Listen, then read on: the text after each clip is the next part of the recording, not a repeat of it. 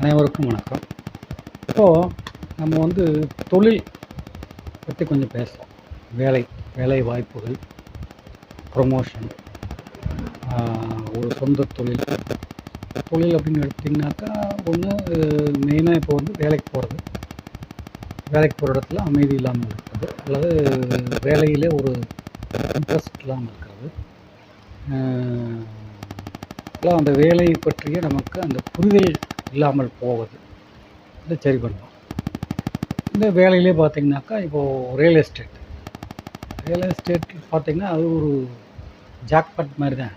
அது அதிர்ஷ்டத்தை, அதாவது அதிர்ஷ்டம் பாதி, லக்கு பாதி வேணும், திறமை பாதி வேணும். அப்படி இருந்தால் தான் அது உயர்த்து கொண்டு வரும். ஸோ இந்த இடத்துல ரியல் எஸ்டேட்டை பொறுத்த வரைக்கும் நம்ம அதிர்ஷ்டத்தையும் அந்த கிடைக்கக்கூடிய வேலை வாய்ப்புகளையும் ஒரு சேர பண்ணால் தான் ரியல் எஸ்டேட்டை பொறுத்த வரைக்கும் நல்ல ஒரு வாய்ப்புகள் ஏற்படும்.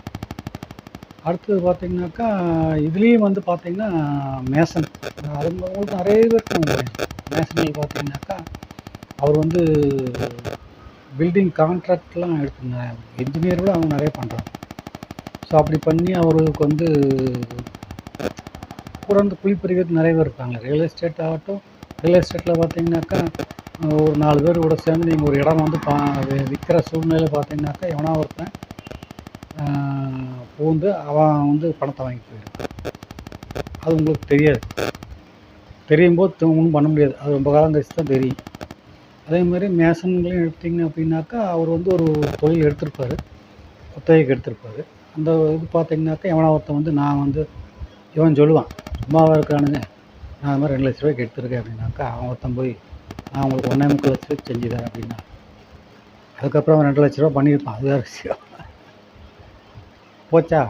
இப்படி பகைமை ஏற்படும்போது திரும்ப அவர் மேசன் வேலைக்கே போயிடுறாரு.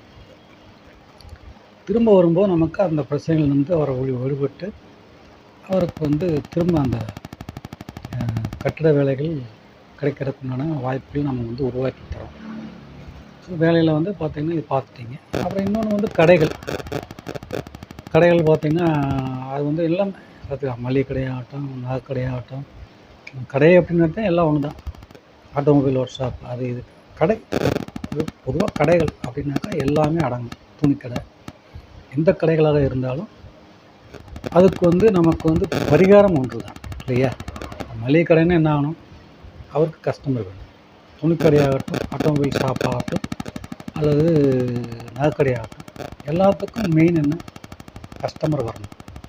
பழைய கஸ்டமர், மெயினாக பழைய கஸ்டமர் நம்மளை விட்டு போயிட்டாங்க, வேறு கடைகளுக்கு போகிறாங்க அப்படின்னாக்கா, அந்த பழைய கஸ்டமர்ஸில் நம்ம திரும்ப நமக்கு கிடைக்கணும். இப்போ புது கஸ்டமர்ஸ் வரணும்.